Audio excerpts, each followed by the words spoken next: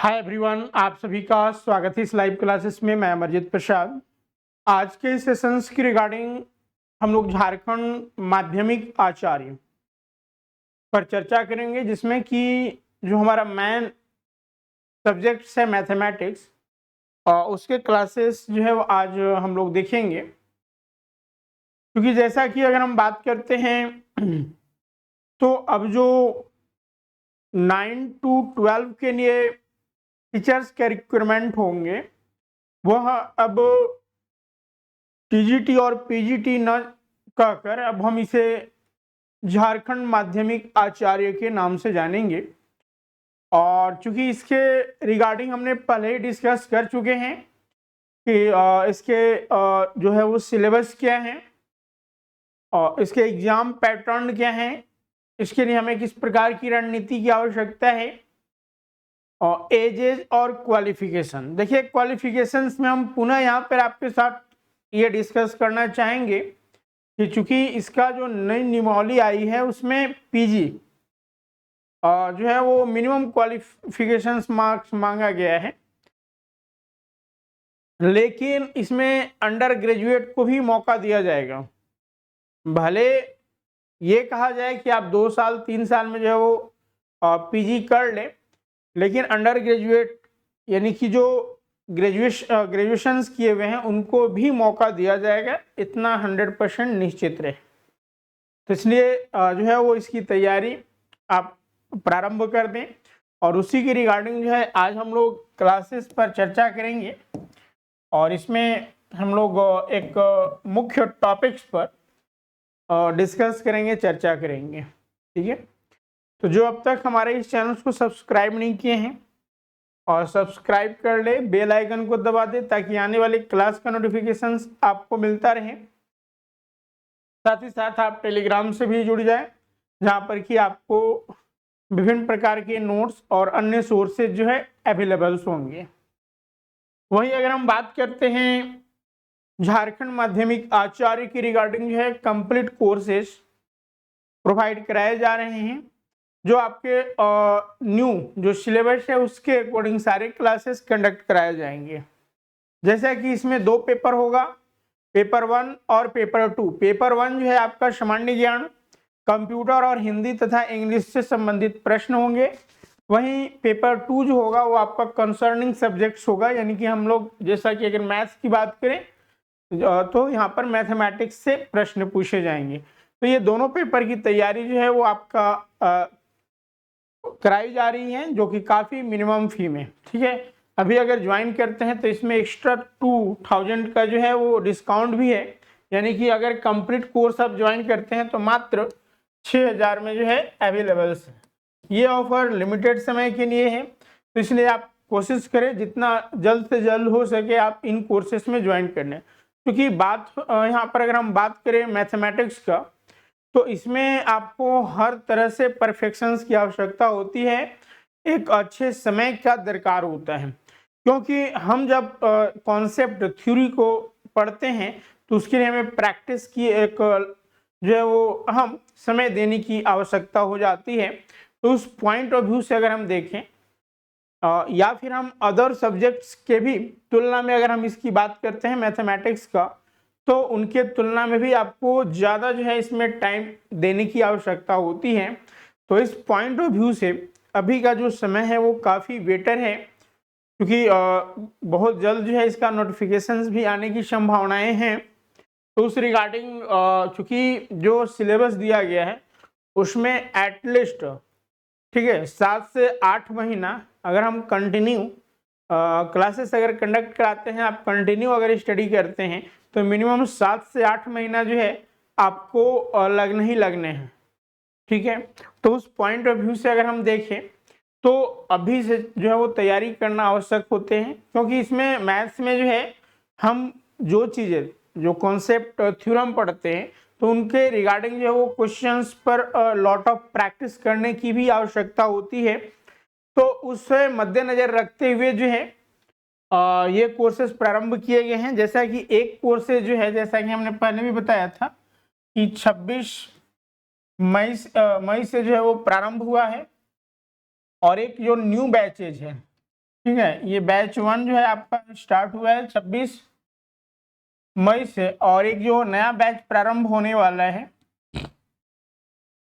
वो आपका 3 जून से होने वाला है। ठीक है, तो न्यू बैच है जो आपका 3 जून से एक प्रारंभ होगा। तो जो भी ज्वाइन करना चाहते हैं आप जल्द से जल्द जो है इसमें रजिस्ट्रेशन करने के लिए आप स्वरूप लर्निंग ऐप गूगल प्ले से डाउनलोड करके डायरेक्ट ज्वाइन कर सकते हैं पेमेंट करके, या फिर आपकी स्क्रीन पर जो नंबर दिख रहा है इस नंबर पर भी आप सारी जानकारियां और रजिस्ट्रेशन करा सकते हैं। अभी अगर हम बात करते हैं माध्यमिक आचार्य की रिगार्डिंग जो कोर्सेस अवेलेबल हैं, उसमें पेपर 1 के साथ साथ जो आपका मैथमेटिक्स हो गया, हिंदी हो गया, जियोग्राफी हो गया, इकोनॉमिक्स, कॉमर्स, हिस्ट्री, सिविक्स, इन सब के जो हैं, इसके अलावा आपका पॉलिटिकल साइंस हो गया, जियोलॉजी हो गए, सोशियोलॉजी, तो ये सारे कोर्सेज जो हैं वो अवेलेबल हैं, तो आप इनमें इनरोल्स कर सकते हैं। अब चलिए हम आते हैं और थोड़ी सी ब्रीफली डिस्कस कर लें। हम लोग इसके रिगार्डिंग जो है वो पहले के क्लासेस में ऑलरेडी डिस्कस कर चुके हैं कि हमारा एग्जाम पैटर्न क्या होगा। तो इसमें चूंकि 1 डे एग्जाम्स होगा जिसमें 2 पेपर होंगे। पेपर 1 जो सामान्य ज्ञान और कंप्यूटर एवं सामान्य हिंदी एवं अंग्रेजी से संबंधित प्रश्न पूछे जाएंगे, जिनकी कुल प्रश्नों की संख्या 200 होगी। वहीं अगर हम बात करें संबंधित विषय यानी कि जो आपका कंसर्निंग सब्जेक्ट्स है, आप जिसके लिए टीचर्स बनने वाले हैं, तो यहाँ पर जैसे कि हम मैथ्स की बात कर रहे हैं, तो मैथ्स यानी कि जो कंसर्निंग सब्जेक्ट्स होगा वहाँ से 150 प्रश्न जो है आपके पूछे जाएंगे। और चूंकि पहला जो आपका पेपर है वो क्वालिफाइंग नेचर्स के हैं, जहाँ से आपको 33% मार्क्स लाना अनिवार्य है। वहीं दूसरा पेपर भी हमें क्वालिफाई करना होगा 50%, बाकी रिजर्व वाले को 5% का छूट दिया है। वहीं जो मेरिट बनेगा वो आपका पेपर 2 से, इसमें नो निगेटिव मार्किंग, कोई निगेटिव मार्किंग का यहाँ पर प्रावधान नहीं है। ठीक है, ये चीजें आप लोगों ने देखा।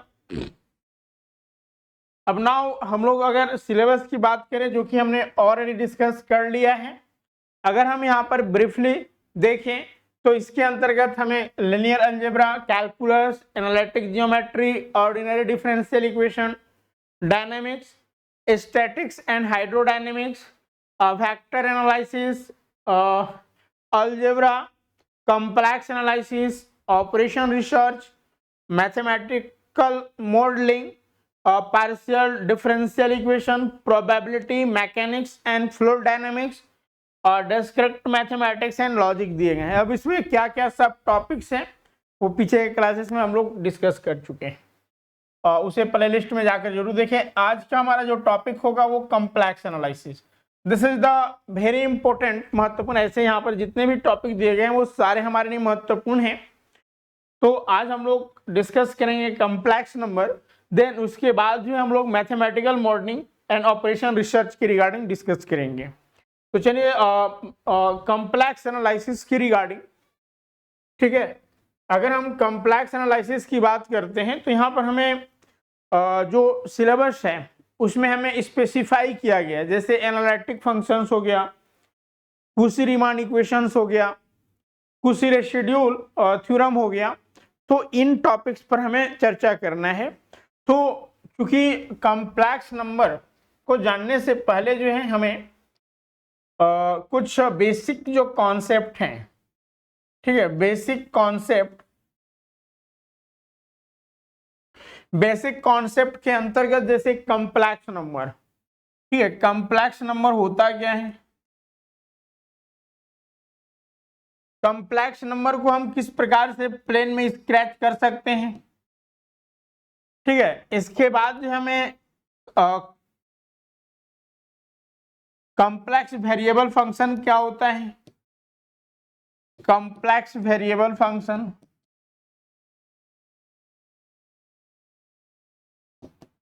तो इन तमाम चीज़ों के रिगार्डिंग जो है वो चर्चाएं करनी है, डिस्कस करनी है। तो चलिए आज हम लोग जो है वो बेसिक कॉन्सेप्ट से स्टार्ट करते हैं और जो हमारा एनालिटिक फंक्शंस है इसके रिगार्डिंग जो नेसेसरी एंड सफिशिएंट कंडीशन है, ठीक है, यहाँ से प्रश्न फिक्स्ड पूछे जाते हैं, तो उन सब पर हम चर्चा करने वाले हैं। तो चलिए वन बाय वन करके यहाँ पे चर्चा करते हैं। उससे पहले कि जो हमारा कॉम्प्लेक्स एनालिसिस है उसमें क्या क्या टॉपिक्स हैं, एनालिटिक फंक्शंस, कुशी रीमान इक्वेशंस, कुशी थ्योरम। तो चलिए आज हम लोगों का टारगेट होगा एनालिटिक फंक्शन एंड कुशी रीमान इक्वेशंस की रिगार्डिंग जितने भी बेसिक कॉन्सेप्ट हैं और अन्य चीजें उस पर फोकस करना और इसके रिगार्डिंग जिस प्रकार के क्वेश्चंस पूछे जाएंगे उस पर चर्चा करना।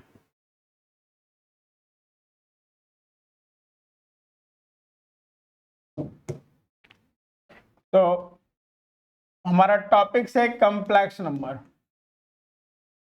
और कॉम्प्लेक्स एनालिसिस दे दे।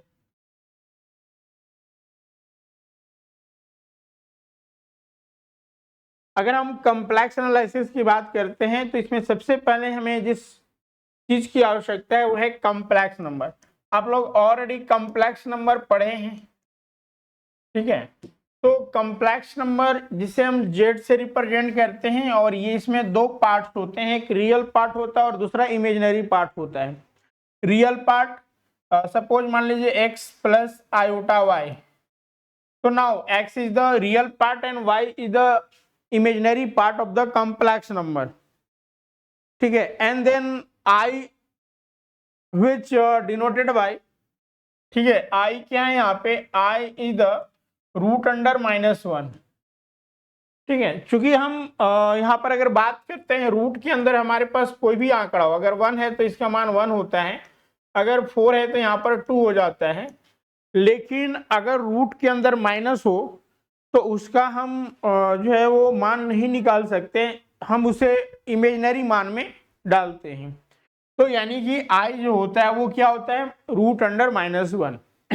तो यहाँ पर आई वही चीज है जिसे हम इमेजिनरी के नाम से जानते हैं। यानी कि कोई भी कॉम्प्लेक्स नंबर जो होता है वो रियल और इमेजिनरी के पार्ट से जो है वो बना हुआ होता है।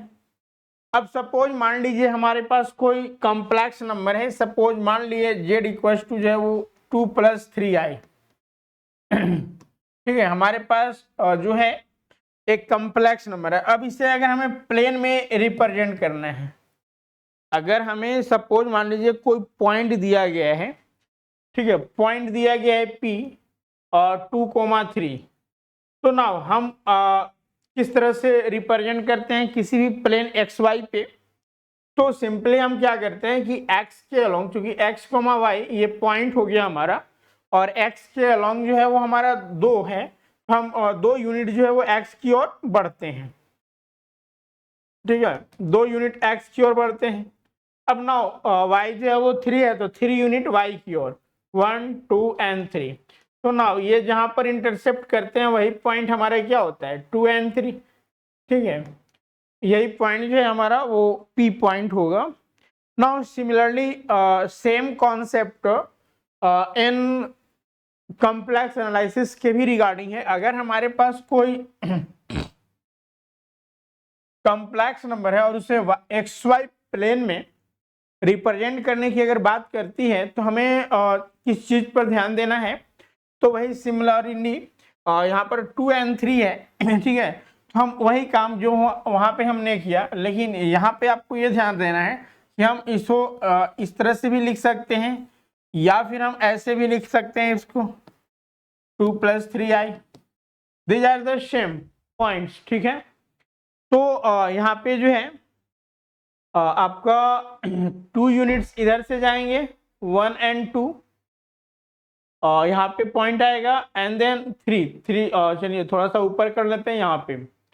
तो ये जो पॉइंट है वो हमारा 2,3 हो गया, यानी कि अगर मान लीजिए ये P है तो P, या फिर इसी को हम इक्विवेलेंट लिख सकते हैं 2 + 3 आयोटा का। अब नाउ अगर हम यहाँ पर देखें तो ऑरिजिन से अगर हम P पॉइंट को मिला देते हैं और P पॉइंट से जो वो परपेंडिकुलर x पर ड्रॉ करते हैं तो ये एंगल हमारा थीटा बनता है। तब ना दो चीजें यहाँ पर पूछा जाता है, एक तो मोड P पूछा जाएगा ठीक है, मोड पी कोई भी हमारा कॉम्प्लेक्स नंबर है तो उसका मॉडुलस क्या होगा, और दूसरा थीटा एंगल। तो देखिए ये बेसिक चीजें हैं। अगर हमसे यहाँ पर पूछा जाता है, यानी कि हम इसको जनरल फॉर्म में भी आपको बता सकते हैं। ठीक है, अगर हमारे पास कोई कॉम्प्लेक्स नंबर जेड है जो कि x प्लस आयोटा वाई है, ठीक है, तो चलिए सबसे पहले हम इसको निकालते हैं। यहाँ पर अगर हमें मोड पी निकालना है तो मोड पी निकालने के लिए हम रूट अंडर क्या करेंगे कि जो हमारा पॉइंट दिया गया है, ठीक है, 2n3 यानी 2 + 3i, जो रियल और इमेजिनरी पार्ट है उनका स्क्वायर करके रूट कर देंगे। तो 2 का स्क्वायर प्लस 3 का स्क्वायर, तो 2 का स्क्वायर आपका 4 हो गया एंड 3 का स्क्वायर जो है वो 9 हो गया। तो 9 और 4 कितना हो गया, 13। तो ना हमारा मोड पी जो आ गया वो हमारा 13 आ गया। वही अगर हम थीटा की बात करें तो थीटा क्या होता है, तो टेन इनवर्स, ठीक है, y बाई एक्स होता है। तो y हमारा क्या है, y3 है और x क्या है, 2 है, तो 3/2 हो जाएगा। अब इसी को हम अगर जनरल फॉर्म में लिखना चाहें, एक चीज आपको यहाँ पर यह भी ध्यान देना है कि जब हम किसी कॉम्प्लेक्स नंबर को एक्स वाई प्लेन में रिप्रेजेंट करते हैं तो उस प्लेन को आर्गन प्लेन कहते हैं। क्या कहते हैं, इस प्लेन को हम क्या कहेंगे, आर्गन प्लेन। अगर हम इसके बेसिक कॉन्सेप्ट को देखें, यहाँ पे आप देख सकते हैं कि मान लीजिए हमने कॉम्प्लेक्स नंबर ले लिया है z equal to x plus iota b, is represent by point p, है ना, पी एक्स एंड वाई, यहाँ पे वाई कीजिएगा। तो पी जो हमारा पॉइंट है वो एक्स कोमा वाई है in the x y plane. तो this plane is known as what, Argand plane. ठीक है, ये क्वेश्चंस जो आपको एमसीक्यू में पूछे जा सकते हैं, इसको ध्यान रखना है। अब नाउ हमारा यही हो गया पी पॉइंट। अब यहाँ से जो है हमने आर खींचा और ये थीटा पर है, तो नाउ आर यानी कि मोड पी हमसे पूछा जा रहा है। मोड पी क्या हो जाएगा, root under x square plus y square. उसी तरह से थीटा, थीटा क्या है, तो ये आर्गुमेंट या फिर इसे एम्पलीट्यूड भी कहा जाता है, और theta tan inverse y by x होता है। अब यहाँ पर देखिए थीटा, अगर आपसे यहाँ पर पूछ दिया जाए कि the value of argument is unique या नॉट, ठीक है, अगर यहाँ पर पूछ दिया जाए कि द वैल्यू ऑफ आर्गुमेंट, हम यहाँ पे एक ब्रैकेट में लिख रहे हैं, ठीक है, the value of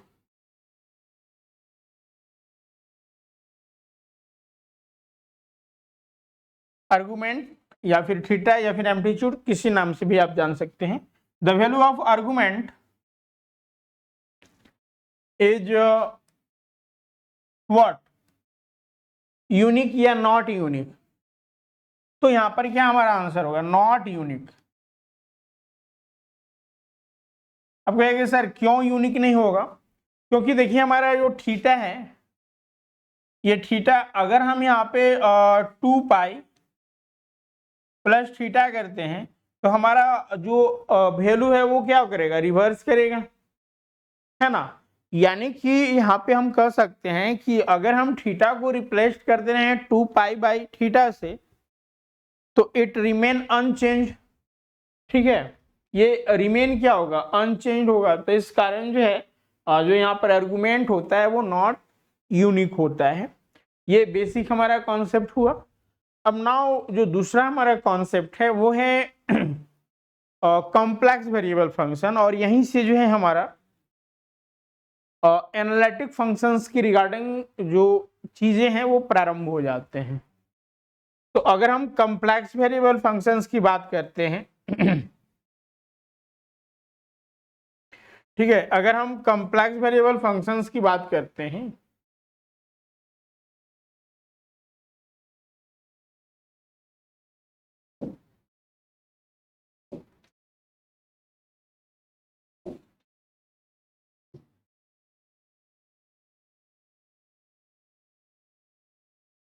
complex variable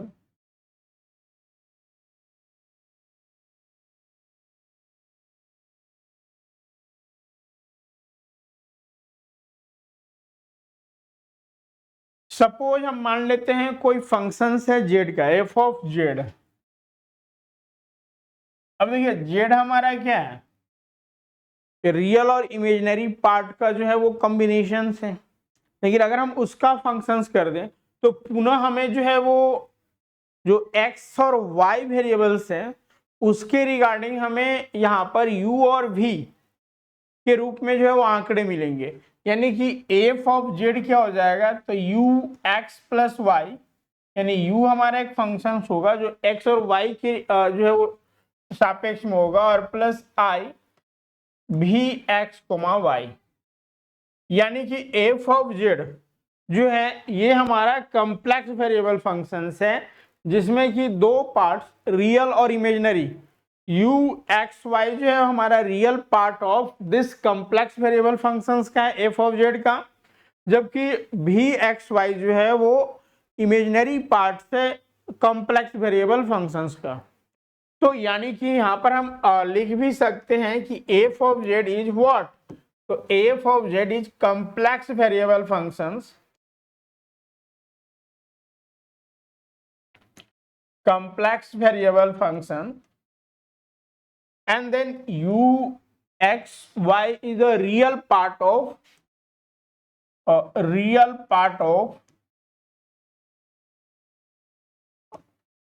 complex variable functions। हम डायरेक्ट लिख देते हैं f of x, ने f of z, and then vxy is the imaginary part of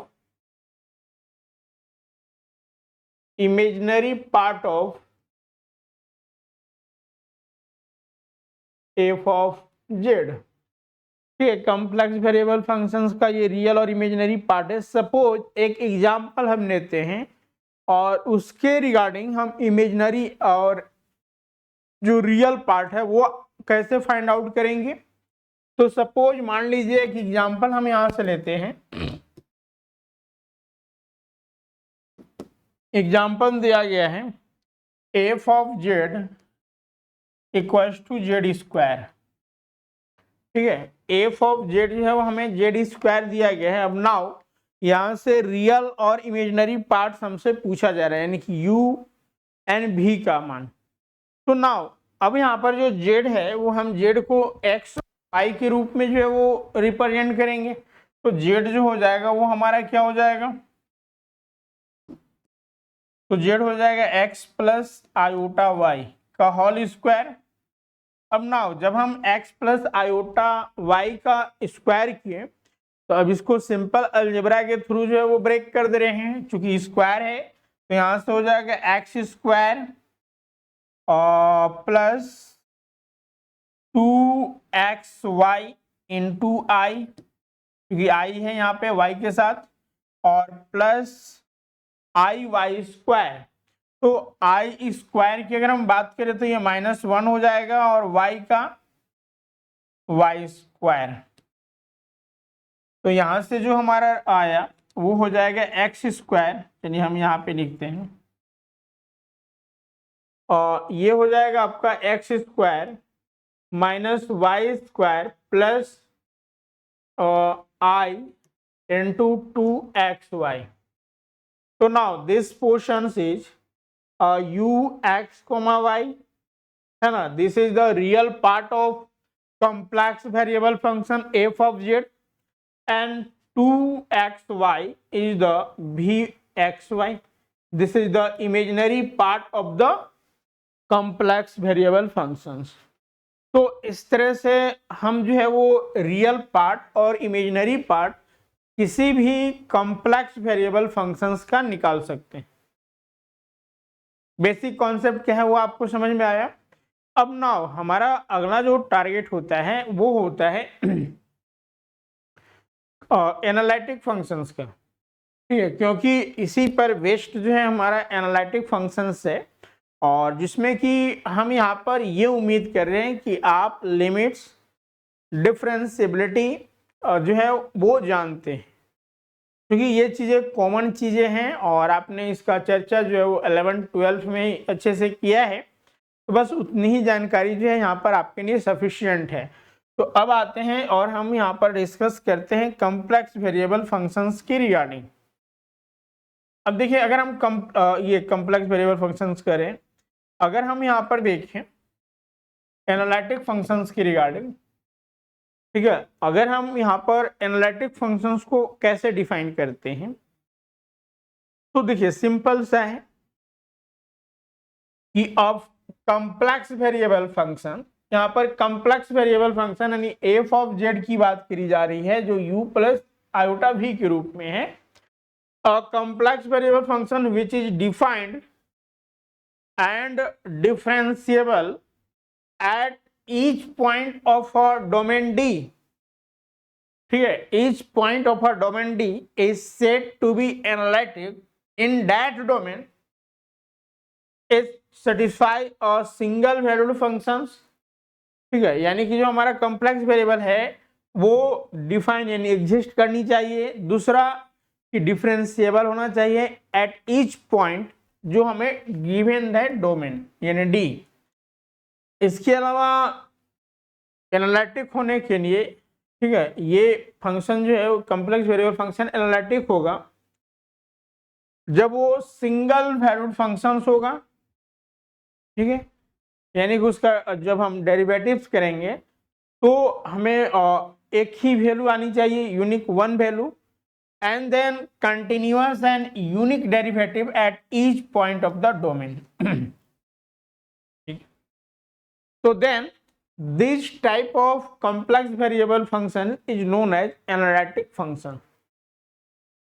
अब देखिए, कभी कभी ऐसा पूछ दिया जाता है कि बताइए कि कोई भी जो हमारा एनालिटिक फंक्शन है वो कहाँ पर एग्जिस्ट नहीं करेगा, ठीक है, इस तरह के कभी कभी जो है वो क्वेश्चंस पूछ दिए जाते हैं।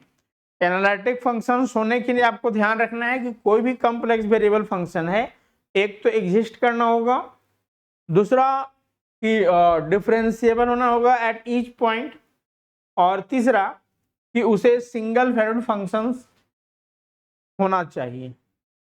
तो then this type of complex variable function is a analytic function. Now जैसा कि हमने बताया कि ये जो है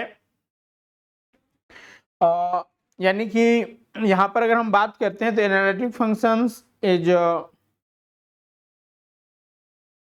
ठीक है, अगर कोई हमारा डोमेन डी है और डी के अंतर्गत प्रत्येक पॉइंट पे वो क्या है, एनालिटिक्स है, except at z not belongs to d, यानी कि यहाँ पर हम अगर सिंगुलर पॉइंट या फिर सिंगुलरिटी ऑफ द फंक्शंस की बात करते हैं तो वहां पर जो है ये फंक्शन फिर एनालिटिक नहीं होता है। इसको नोट करके आप लोग लिख लीजिए, ठीक है, नोट में लिखिएगा, if a function is analytic, if a function is analytic for each point,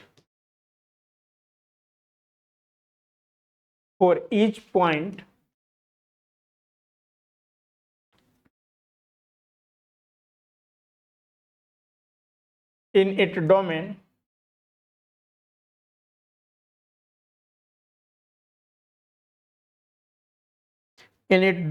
D, except, ठीक है, इसी चीज को आपको याद रखना है, except at z not belongs to d, ठीक है, डोमेन जो हमारा डी है, जेड नॉट क्या है, तो यहाँ पर सिंगुलरिटी पॉइंट, सिंगुलर पॉइंट हम आगे डिस्कस करेंगे। इस सिंगुलर पॉइंट का काफी इंपॉर्टेंस है हमारे कॉम्प्लेक्स एनालिसिस के अंतर्गत। यहाँ पर लिखिएगा जेड नॉट इज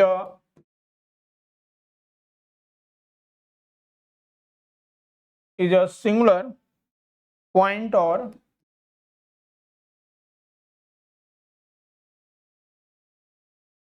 singularity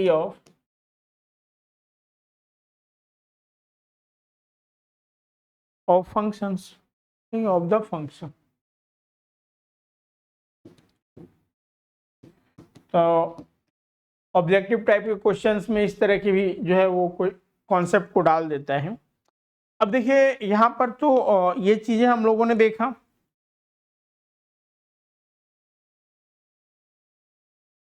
अब नाउ ये डिफिनेशंस के रिगार्डिंग हो गया। अब नाउ यहाँ पे necessary and sufficient condition of f z to be analytic के रिगार्डिंग हम लोग देखेंगे, जिसमें कि कुशी-रीमान इक्वेशन।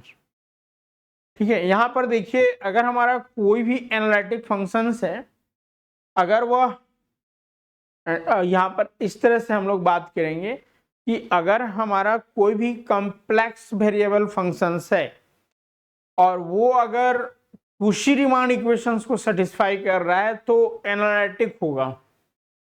ठीक है, तो इन चीजों को हम लोग नेसेसरी कंडीशंस के अंतर्गत डालते हैं और इसी के तहत जो हम लोग सफिशिएंट कंडीशंस पर भी चर्चा करते हैं।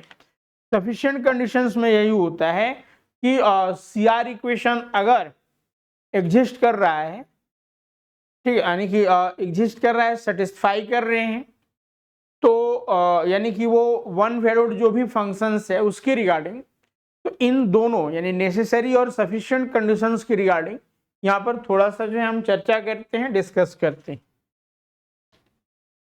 तो चलिए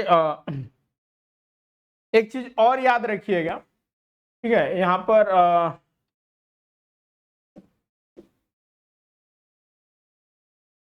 चलिए एक नेक्स्ट पेज लेते हैं। एक चीज यहाँ पर ध्यान रखिएगा, ये ऐसे थ्योरम ही है, ठीक है, क्योंकि हमें यहाँ पर एक चीज रियायत ये होती है कि अगर हम थ्योरम्स को प्रूफ नहीं करते हैं, हम उसके कॉन्सेप्ट को ध्यान में रखते हैं, तो भी हमारा काम चलेगा, क्योंकि यहाँ पर हमारा सब्जेक्टिव नहीं है बल्कि ऑब्जेक्टिव क्वेश्चंस पूछे जाएंगे। उसी पॉइंट ऑफ व्यू से जो है वो जितने भी हमारे थ्योरम्स हैं इसकी रिगार्डिंग वो महत्वपूर्ण है। तो एक थ्योरम आप लोग यहाँ पर लिख लें, और इस तरह के थ्योरम जो है वो एग्जाम में आपको फ्रिक्वेंटली देखने को मिल सकता है। द फंक्शन, ठीक है, the function f of z equals to z raise to the power n. ठीक है, ये हमारे कॉम्प्लेक्स वेरिएबल फंक्शंस है। अब पूछा जा रहा है कि अगर n जो है वो यहाँ पर पॉजिटिव इंटीजर होगा तो बताइए ये फंक्शन एनालिटिक फंक्शंस होगा या नहीं होगा। तो यहाँ पर कॉमा लिखकर ये कीजिएगा कि where n is positive integer, ठीक है, तो is an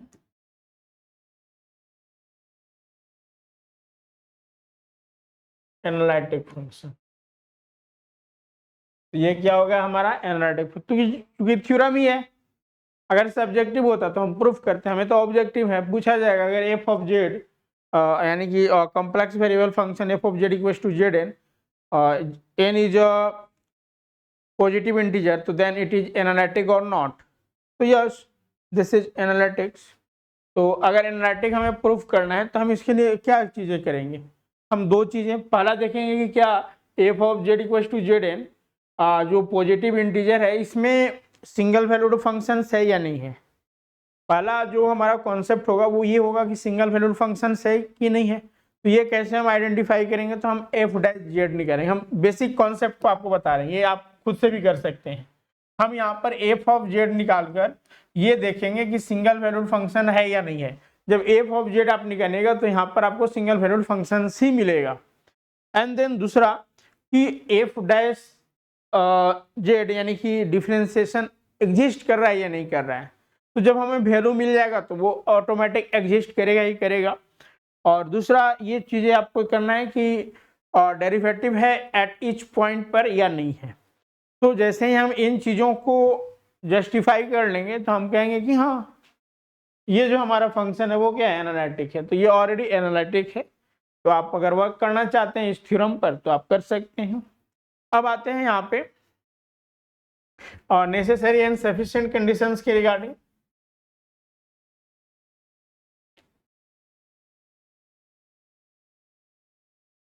the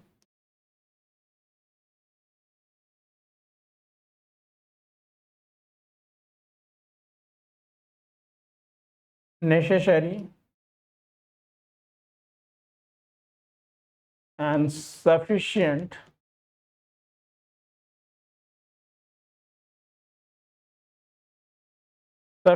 conditions for f of z to be analytic। अब नाउ सबसे पहले हम नेसेसरी जो है वो कंडीशंस को देखते हैं। नेसेसरी कंडीशंस जो कि कुशी रीमान इक्वेशंस का द्योतक है। तो चलिए उसी बहाने जो है हम कुशी रीमान इक्वेशंस की भी यहाँ पर चर्चा कर लेंगे। तो चलिए लिखिए द नेसेसरी कंडीशन, यानी कि हमारा यहाँ पे टॉपिक दीजिएगा कुशी रीमान इक्वेशन।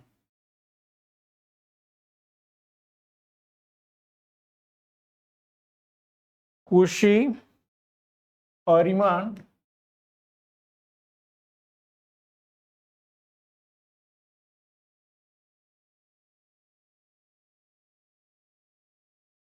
इसको शॉर्ट में हम लोग सीआर इक्वेशन कहेंगे, ठीक है।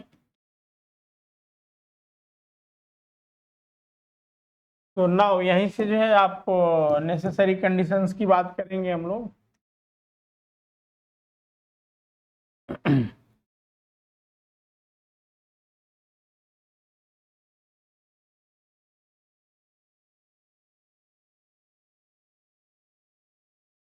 देखिए कुशी रीमान इक्वेशन एक्चुअल में है क्या, थोड़ा सा हम बेसिक को समझते हैं।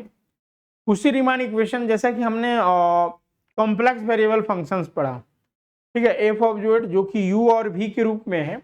अब जब हम u और v का पार्शियली डेरिवेटिव लाते हैं with respect to x and y, ठीक है, तो एक तो कि उनका जो डेरिवेटिव हम निकालेंगे पार्शियल डेरिवेटिव वो एग्जिस्ट होनी चाहिए, ठीक है, जैसे del u by del x, del u by del y, del v by z del x and del v by del y, ये एग्जिस्ट होना चाहिए। और एक रिलेशन होते हैं, वो रिलेशन अगर हमारा सेटिस्फाई हो रहा है तो हम कहेंगे कि कुशी रीमान इक्वेशन जो है वो इस फंक्शंस के लिए सेटिस्फाई हो रहा है। और जब कुशी Riemann equation complex variable functions के लिए सेटिस्फाई होगा तो ऑटोमेटिक है कि हमारा जो फंक्शंस होगा वो क्या होगा, एनालिटिक होगा, ठीक है। तो यहाँ पर उसी चीज को हम लोग लिखने वाले हैं। तो चलिए नेसेसरी कंडीशंस में थ्योरम ही हम लोग देख लेते हैं, ठीक है, ये थ्योरम ही है, यानी कि जहां पर भी थ्योरम है वो आपके बेसिक कॉन्सेप्ट है, ठीक है। थ्योरम का आप प्रूफमेंट करते थे जब हम कॉलेजेज में पढ़ते थे, लेकिन यहाँ पर हम क्या हैं, हम पढ़ाने वाले हैं, ठीक है। तो पढ़ाने वाले हैं, हमें स्मार्ट स्टडी करने की आवश्यकता है, यानी कि थ्योरम को हमें ध्यान में रखने की आवश्यकता है और उसके कॉन्सेप्ट को। तो नाउ यहाँ पर थ्योरम हमारा क्या हो जाएगा, यानी कि नेसेसरी कंडीशंस में if a function f of z equals to u x comma y plus I भी x comma y, ठीक है, I भी x comma y is differentiable at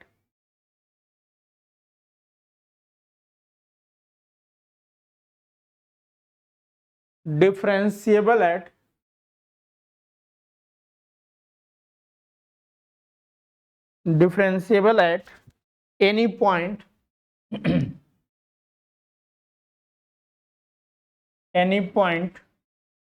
z equals to x plus iota y, then the four partial derivative, then the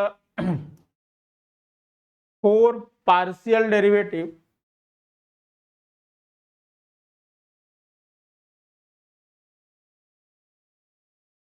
derivatives for partial derivative हमारा क्या हो जाएगा, तो नेमली UX को हम कैसे रिप्रेजेंट करेंगे, तो del u by del x, ठीक है, del u by del x, then u y को हम कैसे रिप्रेजेंट करेंगे, तो del u by del y, then v x को कैसे रिप्रेजेंट करेंगे, तो del v by del x, and then v y, ये हो जाएगा आपका del v by del y, ठीक है। ये 4 जो है हमारा पार्शियल डेरिवेटिव्स हुए, शुड एग्जिस्ट, इनको एग्जिस्ट करना है, शुड एग्जिस्ट,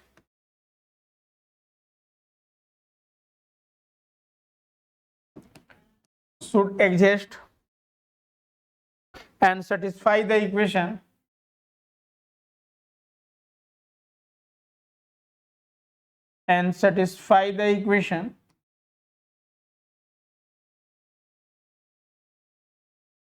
इक्वेशन कहने का मतलब कि यू एक्स इक्वल्स टू जो होना चाहिए वो हमारा वी वाई के इक्विवेलेंट होना चाहिए, और दूसरा कि यू वाई जो है ये माइनस वी एक्स के इक्वल होना चाहिए।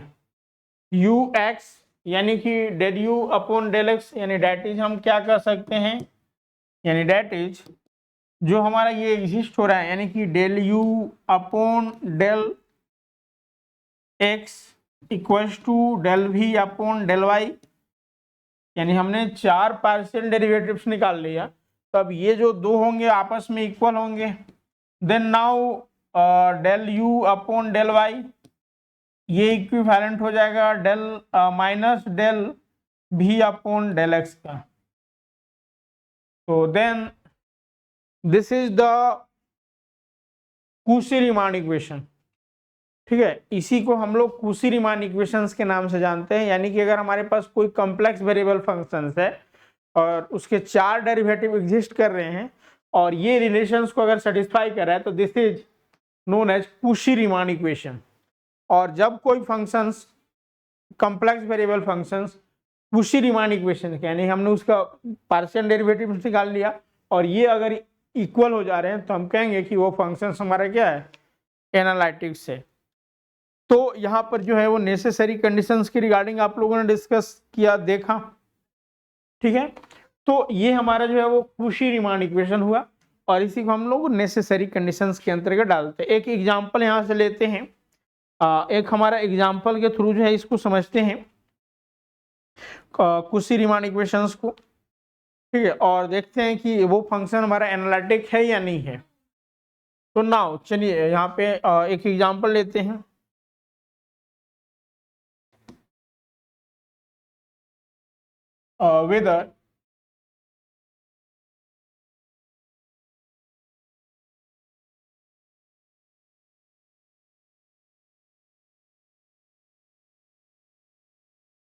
whether f of z equals to 1 by z is analytic or not।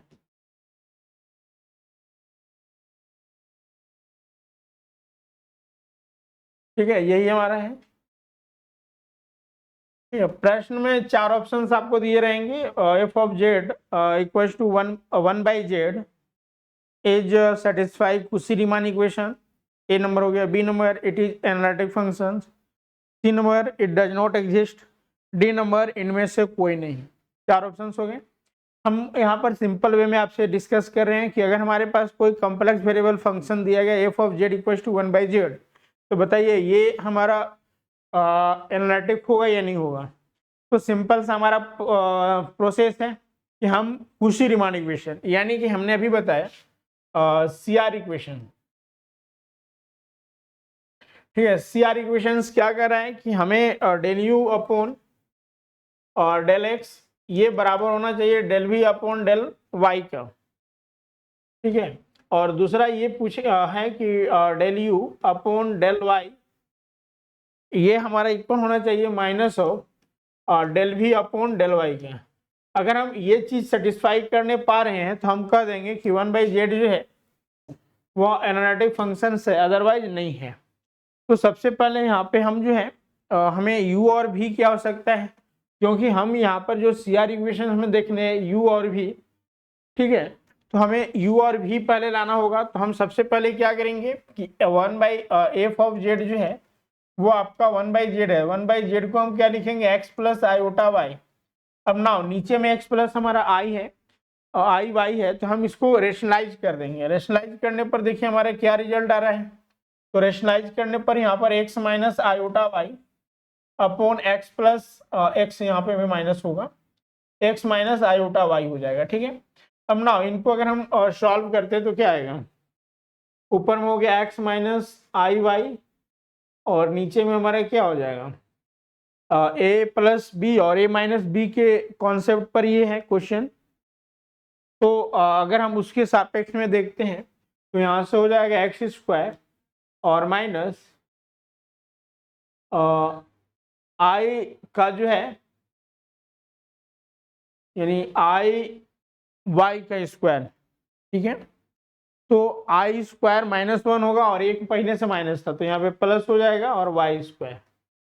तो नाउ अब हम इसको रियल और इमेजिनरी में कन्वर्ट करेंगे। तो यहाँ से हमारा हो गया x upon x square plus y square plus i y upon x square plus y square. तो हमने यहाँ पर निकाल लिया u और v।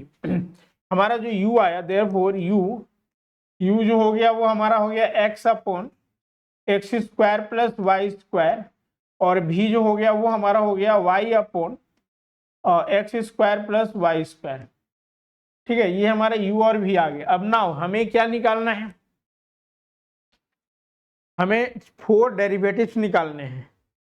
तो जब हम इन चारों का डेरिवेटिव्स 1 बाई 1 करके निकालेंगे तो क्या आएगा। तो चलिए यहाँ से निकालते हैं, del u upon del x. तो ये चूंकि u और v के फॉर्मेट में है, तो u और v का अगर फॉर्मेट है तो नीचे जो है वो v का स्क्वायर हो जाता है और ऊपर में एक को, अगर u को आप कांस्टेंट रखते हैं तो v को डेरिवेटिव्स करना होगा, माइनस अगर v को कांस्टेंट रखने हैं तो u को डेरिवेटिव्स करना होगा। उसी कॉन्सेप्ट पे यहाँ पे हम बनाते हैं। तो नाउ यहाँ से क्या हो जाएगा, नीचे में तो हमारा सेम हो गया x square plus y square का होल स्क्वायर। अब नाउ हम x को जो है वो डेरिवेटिव्स करें तो हमारा v जो है, v क्या है, x square plus y square, ये हमारा एज इट इज रहेगा और x का जो है वो डेरिवेटिव्स 1 हो जाएगा, माइनस अब हम x को जो है वो एज अ कांस्टेंट रखने हैं और v का जो है हम नीचे वाले का डेरिवेटिव्स कर रहे हैं, ठीक है। तो डेरिवेटिव्स करेंगे तो हमारा y जो है वो यहाँ पर तो 0 हो जाएगा क्योंकि हम x के रिस्पेक्ट में कर रहे हैं, और x क्या हो जाएगा, 2x हो जाएगा। तो यहाँ से हमारा रिजल्ट क्या आ गया, x square plus y square minus 2x square. तो 2x स्क्वायर माइनस है और x स्क्वायर प्लस है, तो यानी कि यहाँ से आ गया y square minus x square upon x square plus y square का होल स्क्वायर, ठीक है। ये हमारा del u upon del x आ गया। अब नाउ सिमिलरली जो है वो del u upon del y निकालेंगे। तो हम वाई के रिस्पेक्ट में करना है तो हमारा नीचे का तो वही रहेगा x square plus y square, है ना, x square plus y square का होल स्क्वायर। अब नाउ हम पुनः चूंकि y के सापेक्ष में हमें यहाँ पे करना है ना, तो y के जब सापेक्ष में करना है तो क्या होगा बताइए। तो चूंकि हमारा x है ये, तो x का तो ये तो खत्म हो जाएगा, बचेगा हमारा माइनस, ठीक है। x वाला जो है ये चूंकि कांस्टेंट हो जा रहा है तो x का अगर हम डेरिवेटिव्स करेंगे तो वो हमारा 0 हो जाएगा, है ना, 0 होगा। 0 माइनस, अब माइनस जो है वो हमारा क्या आएगा, तो x हमारा एज अ कांस्टेंट रहेगा और x square plus y square का जो है वो डेरिवेटिव करना होगा। तो एक्स स्क्वायर का 0 हो जाएगा, वाई स्क्वायर का 2y हो गया, ठीक है। तो यहाँ से आ गया आपका minus 2xy upon x square plus y square का होल स्क्वायर। अब नाउ सिमिलरली जो है हमें यहाँ पर जो है हम निकाल दे रहे हैं और del v upon del x. तो हमारा भी क्या है, तो y x square plus y square है। तो del v upon del x करते हैं तो एक्स के रेस्पेक्ट में करना है, ये हमारा वाई है तो यहाँ पे माइनस चला जाएगा, माइनस वाई को हम कांस्टेंट रखेंगे इनटू नीचे में सेम रहेगा x square plus y square का होल स्क्वायर, और इनटू क्या हो जाएगा, तो इनटू जो है वो नीचे का आप देखिए x square plus y square का जो डेरिवेटिव्स है वो एक्स के रिस्पेक्ट में, तो एक्स स्क्वायर यानी कि यहाँ पर 2x हो जाएगा। तो now this will be what, तो माइनस 2xy, ठीक है, माइनस 1 मिनट वाई स्क्वायर हो गया,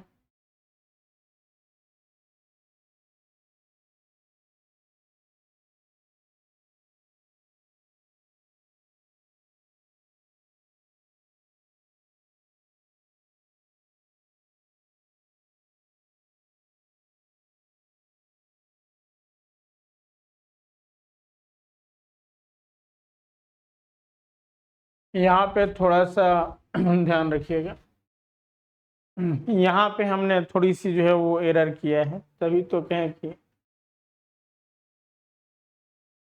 यहाँ पे जो है वो ये चूंकि माइनस है ना तो माइनस आई होगा, तो यहाँ पे हमारा माइनस हो जाएगा, इसमें कोई दिक्कत नहीं है। हम u के रिस्पेक्ट में किए, अब यहाँ पर v के रिस्पेक्ट में, तो एक माइनस हमारा ऑलरेडी पहले से हुआ, एक माइनस हमारा ऑलरेडी पहले से हुआ, और एक जो है जो हमने यानी कि 0 माइनस करके किए वो हमारा हो गया, तो ये माइनस माइनस प्लस हो जाएगा 2y upon x square plus y square का होल स्क्वायर। अब नाउ हमें del v upon del y निकालना है, तो सिमिलरली यहाँ पर वही चीजें कर देंगे, चूंकि हमें y, तो y हमारा ऑलरेडी है, तो इसके रिगार्डिंग अगर हम निकालते हैं तो यहाँ से क्या हो जाएगा, तो -1 y का -1, और हमारा जो एक बच जाएगा वो क्या बचेगा, x square plus y square, ठीक है, ये हमारा और डिवाइड में रहेगा ही रहेगा x square plus y square का whole square, then minus minus में देखिए अब हम y को जो है वो एज इट इज कांस्टेंट रखेंगे, तो चूंकि यहाँ पर जो है वो माइनस वाई है तो माइनस वाई यहाँ पे कर देंगे, और x square plus y square का जो है हमें डेरिवेटिव्स निकालना है, तो एक्स स्क्वायर चूंकि वाई के रेस्पेक्ट में, तो वाई का यानी कि 2y हो जाएगा। अब ना यहाँ से देखिए हमारा एक्स स्क्वायर वाई स्क्वायर ये माइनस में हुआ दोनों, ठीक है, ये दोनों माइनस में है, और यहाँ पर माइनस माइनस प्लस हो जाएगा 2y स्क्वायर, तो 2y स्क्वायर में से y स्क्वायर घटा देंगे तो हमारा क्या बचेगा, वाई स्क्वायर और माइनस एक्स स्क्वायर, अपॉन में क्या हुआ x square plus y square का होल स्क्वायर हो गया। तो हमें चारों आंकड़े मिल गए, एक यहाँ पे मिला, एक यहाँ पे, एक यहाँ पे और एक यहाँ पे। अब नाउ हम देखते हैं, ठीक है, अब नाउ हम यहाँ पे देखते हैं कि क्या ये सेटिस्फाई हो रहा है, तो देखिए del u upon del x, ठीक है, देयरफॉर और del u upon del x क्या है, del u upon del x यहाँ पे देखिए ये वाला है, अब ये क्या इक्वल है del v upon del x का और डेल वाई का, सॉरी,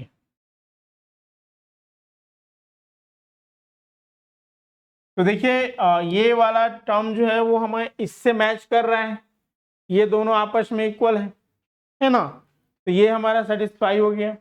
अब नाउ दूसरा डेल भी देखिए और डेल वाई इक्वल्स टू ये माइनस में है 2xy upon x square plus y square का होल स्क्वायर, और ये क्या है हमारा, यहाँ पर देखिए ये वाला प्लस में 2xy upon x square plus y square का होल स्क्वायर, यानी कि ये minus del v upon del y है, यानी कि देयरफॉर CR इक्वेशन सेटिस्फाई, ठीक है,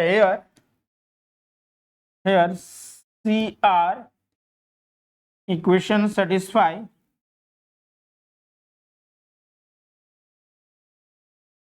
so function is analytic।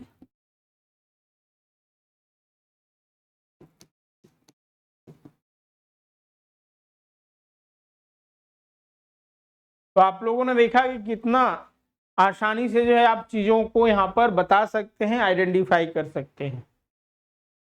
तो बताइए इसमें क्लियर है या फिर कोई डाउट्स है? तो this is the necessary condition, यानी हमें कोई कॉम्प्लेक्स वेरिएबल फंक्शन दे और हम उनको एनालिटिक फंक्शंस दिखा दें, किसके थ्रू? सीआर इक्वेशंस के थ्रू, ठीक है, कुशी रीमान इक्वेशंस के थ्रू। तो this is a analytic function. Basic चीजें क्लियर है या फिर कोई डाउट है तो आप पूछ सकते हैं। अब चलिए हम लोग थोड़ा सा सफिशिएंट कंडीशंस पढ़ते हैं, ठीक है, और सफिशिएंट कंडीशंस को यहाँ पर जान लेते हैं। नाउ सफिशिएंट कंडीशन,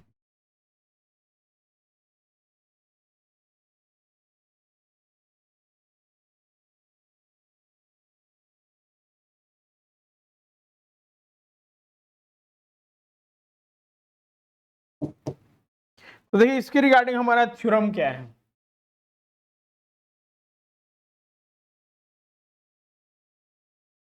थ्योरम है the continuous one valued function, the continuous one value, ठीक है, one valued function f of Z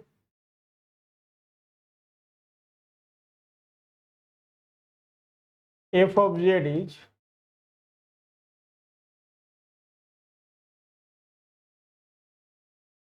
analytic in a domain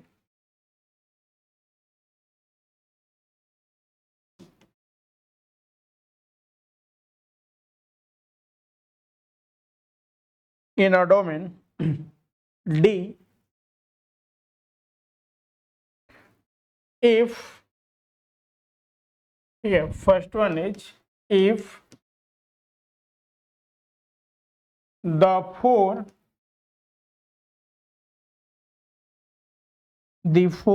partial derivative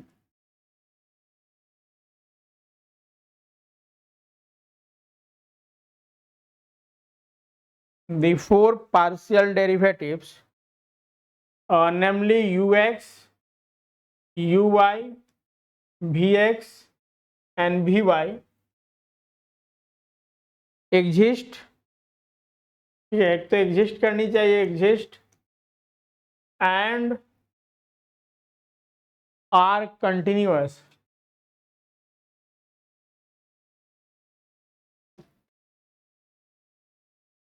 and are continuous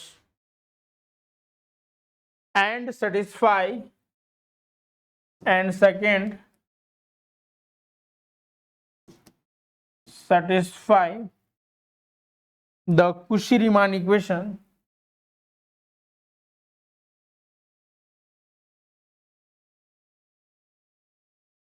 Cauchy-Riemann equation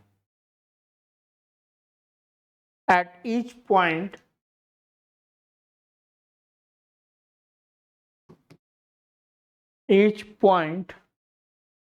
of the domain D.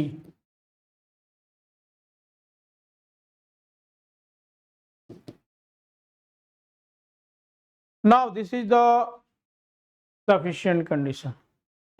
देखिए जहाँ necessary conditions में कोई भी अगर complex variable functions है तो वो क्या करेंगे कि जो चार डेरिवेटिव्स हैं उस वो एग्जिस्ट करेंगे और जो हमारा इक्वेशंस है यानी इक्वलिटी का वो सेटिस्फाई करेंगे यानी इक्वल होंगे। लेकिन यहाँ पर सफिशिएंट कंडीशंस में क्या है कि ऑलरेडी अगर कोई कंटिन्यूअस वन वैल्यूड फंक्शन दिया गया है वो एनालिटिक होगा इन डोमेन डी।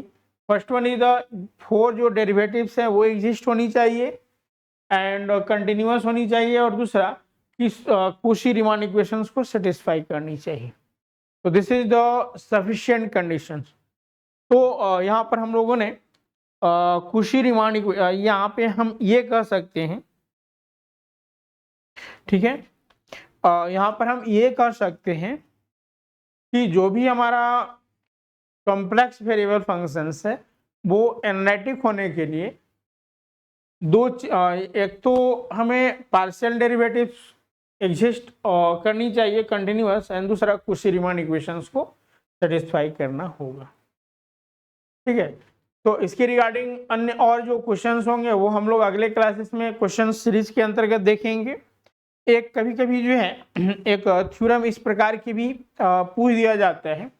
इसके अलावा हम किस तरह से जो है वो कोई भी एनालिटिक फंक्शंस को कंस्ट्रक्ट कर सकते हैं, जिसमें कि जो माइल्स थ्योरम्स है, ठीक है, इसमें विभिन्न प्रोसेस हैं, जैसे आपको यू दिया गया है, ठीक है, और भी निकालना होगा आपको। कंस्ट्रक्शंस ऑफ एनालिटिक फंक्शंस में अगर हम देखें तो जो माइंस मेथड होते हैं वो हमारे लिए कारगर होते हैं, तो उसे भी जानना है। इसके अलावा हार्मोनिक फंक्शंस क्या होता है, ठीक है, हार्मोनिक फंक्शंस हो गया, तो इन सब से भी जो है वो प्रश्न पूछे जाते हैं। तो यहाँ पर अभी एक थ्योरम लिखेंगे एंड देन उसके बाद जो है अगले क्लासेस में हम लोग डिस्कस करेंगे इसके रिगार्डिंग अन्य किस प्रकार से क्वेश्चंस पूछे जा सकते हैं। यहाँ पर एक बात और ध्यान रखना है कि जो कुशी-रीमान इक्वेशन हमने बताया, जो 4 डेरिवेटिव्स हैं, ठीक है, ये पोलर फॉर्म में भी एग्जिस्ट होता है और पोलर फॉर्म भी एग्जाम में पूछा जाता है। तो आगे के क्लासेस में हम लोग देखेंगे। तो यहाँ पर एक थ्योरम लिखिएगा,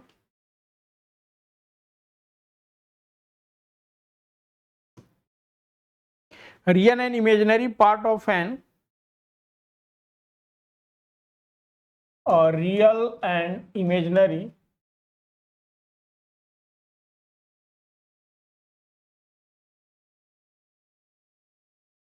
parts of an analytic function satisfy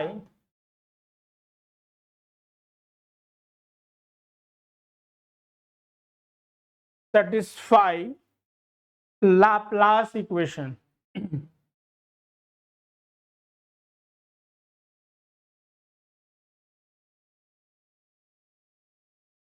now यहाँ पे लैपलास इक्वेशन होता है क्या है, इसके अलावा हार्मोनिक फंक्शन,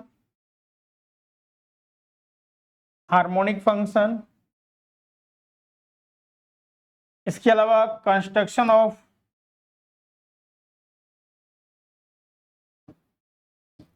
एनालिटिक फंक्शन,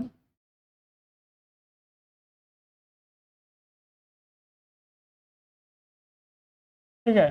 तो ये सारे के सापेक्ष में हम लोग अगले क्लासेस में चर्चा करेंगे और इसके बाद जो हम लोग इससे संबंधित रिलेटेड जितने भी प्रॉब्लम्स पूछे जाते हैं एग्जाम्स में और उस पर चर्चा और विचार करेंगे।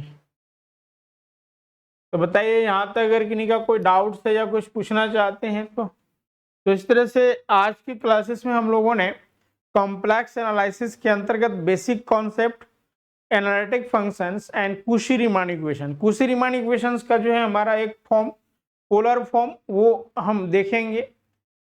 तो यहाँ तक अगर कोई डाउट्स है तो आप पूछ सकते हैं, ठीक है। तो जैसा कि हम लोग यहाँ पर जो डिस्कस कर रहे हैं वो माध्यमिक, ठीक है, झारखंड माध्यमिक आचार्य की रिगार्डिंग, जो कि 9 to 12 लेवल के लिए टीचर रिक्वायरमेंट में जो मैथमेटिक्स सब्जेक्ट्स है उसके रिगार्डिंग चर्चा कर रहे हैं। इसकी कंप्लीट जो है वो कोर्सेस प्रोवाइड जो है वो कराए जा रहे हैं, ठीक है। इसका जो है वो कंप्लीट कोर्सेस प्रोवाइड कराए जा रहे हैं काफ़ी मिनिमम फी में। अभी जो है वो 2000 का एडिशनल डिस्काउंट भी अवेलेबल है जो कि सीमित समय के लिए है। तो इसलिए आप जल्द से जल्द जो है वो कोर्सेस में ज्वाइन करके अपनी तैयारी प्रारंभ कर दें। अब देखिए यहाँ पर जो हमने आज टॉपिक पढ़ाया तो इसमें आपको एक सफिशिएंट टाइम देकर जो है वो चीज़ों को और बेहतर तरीके से समझना होगा।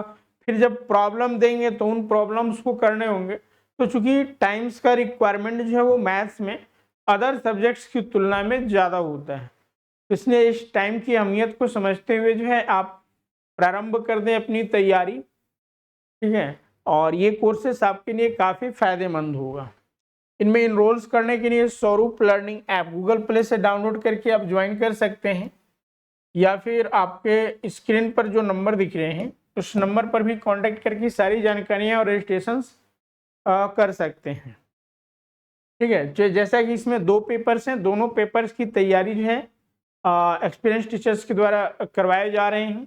और जैसा कि अगर हम मैथ्स की बात करते हैं तो मैथ्स कंडक्ट जो है वो हमारे द्वारा ही कराए जाएंगे। जैसा कि हमने 2016-17 में जो आपका पीजीटी टीजीटी का एग्ज़ाम्स आए, 2023-24 में जो पीजीटी का एग्ज़ाम्स हुए, इसके अलावा अदर जो टेक्निकल्स हो गए या फिर जो झारखंड वन सेवा क्षेत्र में जो ऑप्शनल पेपर है मैथ्स के, तो वो सारे जो है वो कंडक्ट कराए जा रहे हैं। तो मैथ्स के कैंडिडेट इनमें भी इनरोल्स कर सकते हैं और काफ़ी छात्रों ने जो है उपलब्धियां हासिल की है इस संस्थान के माध्यम से। तो यहाँ पर श्योरिटी है, ठीक है, सिलेक्शंस होने की। तो इसलिए आप जल्द से जल्द इन कोर्सेस में ज्वाइन करके अपनी तैयारी प्रारंभ कर दें। बाकी किसी भी क्वेरी के लिए आप दिए हुए नंबर पर कांटेक्ट कर सकते हैं, जानकारी प्राप्त कर सकते हैं। तो आज के सेशंस को हम लोग यहीं पे रखते हैं। अगले क्लासेस में हम लोग जैसा कि जो हमने पोर्शन बताया उस पर चर्चा करेंगे और जो भी महत्वपूर्ण क्वेश्चंस एग्जाम में पूछे जाने की संभावना है उन सब पर हम चर्चा करेंगे। तो चलिए आज के सेशंस को हम लोग यहीं पे रखते हैं और पुनः मिलते हैं अगले क्लासेस में। Thank you all of you.